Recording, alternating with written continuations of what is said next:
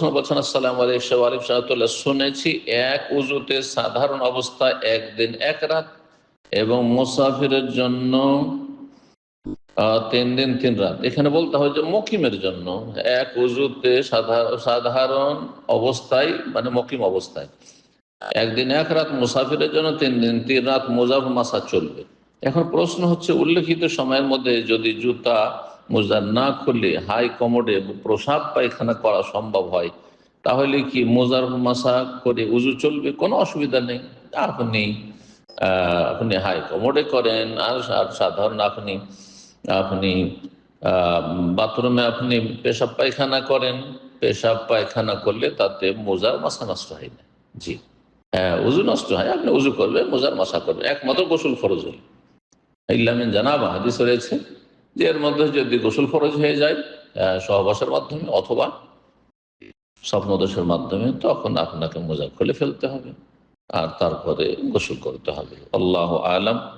ওয়াসাল্লাল্লাহু ওয়াসাল্লাম নবিয়ানা মুহাম্মদ ওয়া আলা আলিহি ওয়া সাহবিহি আজমাইন। আসসালামু আলাইকুম শাইখ। ওয়া আলাইকুম সালাম। অনেক ভালো কাজে চান্স পেতে হলে ভালো মার্কস পেতে হয়। ধরুন একজন ছাত্র পরীক্ষায় মোট নম্বরে 5% নকল করেছে, সে কি ওই সার্টিফিকেট দিয়ে ওই ভালো কলেজে পড়ার সুযোগ নিতে পারবে? যা অতীত হয়ে গেছে ভুল, তার জন্য তওবা করবে। নকল করেছে, কি করেছে, তওবা করবে। ভুলের সংশোধন হচ্ছে তওবা করা। আর ভালো কলেজে যদি সুযোগ পায় তো চান্স নিতে পারবে।